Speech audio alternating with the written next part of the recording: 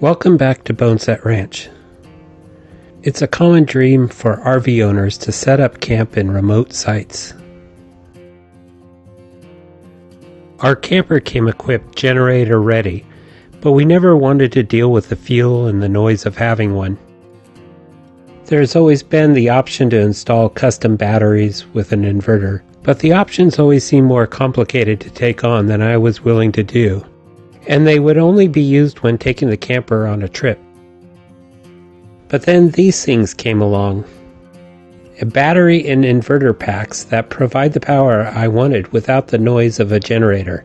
Plus they can be used for camping and other uses around the property, beyond just being power for the camper. We chose the EcoFlow Delta 2 and the companion battery pack for the size of the units and the power output.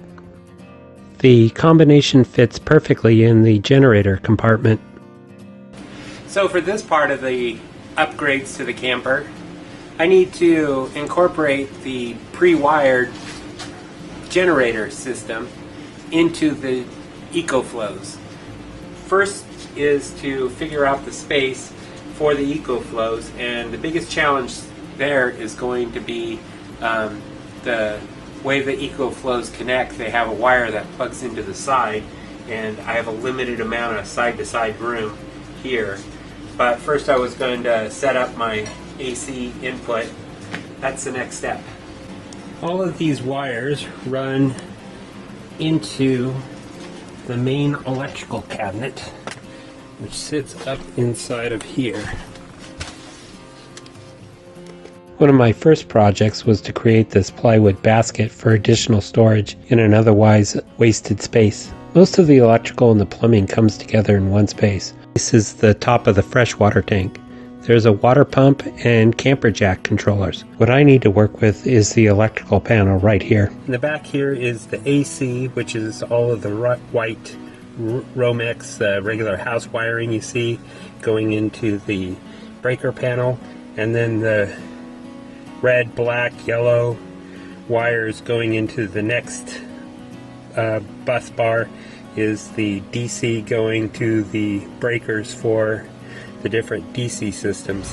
And the air conditioner is using a combined 820 watts plus the 600 watts on the second battery. So the batteries are being used equally to power the air conditioner right now for a 1,400 watt output. So what I need to do is to create the input from the truck alternator that maximizes the amount of watts that I'm putting into the battery while I'm driving. That'll hopefully up the balance of what is used on the AC while it's in operation versus what it gets charged when the AC naturally turns off when the camper has reached its cool temperature set. You see the orange Romex. That is the AC wires that go into a junction box inside the generator box. There are 2 spare breaker slots on the panel, and I've added a breaker for the input of the power pack. I also have a spare breaker for any other AC power I add in the future. The other end of the orange Romex from the breaker comes out here. I've added a plug at the end of that Romex which plugs into one of the outlets on the battery. The shipping protection that the batteries came in are perfect for seating the batteries in the box. It keeps them from shifting around. I don't have to use the other wiring at this time. I added a DC voltage increasing unit. The truck's 12 volts are increased to 36 volts, which takes me from 120 watts of charge power to over 600 watts of charging power, which means that the batteries will recharge much quicker.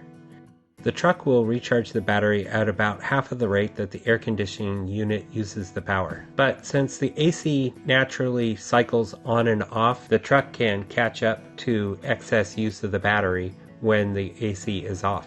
The voltage converter draws a large amount of amps from the battery, and amps equals heat. So I had to run a thick gauge wire from the battery compartment to the truck's battery posts. Those wires run under the truck from the camper and are connected with a quick connect back at the back of the truck. A smaller wire stops the flow of power to the camper when the engine is off. The high voltage wire is connected to the battery under the hood of the truck.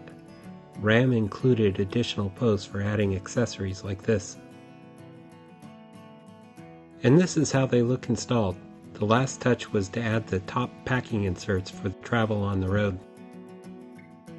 So with the battery installed, we went on a 2,000 plus mile trip up in the Pacific Northwest.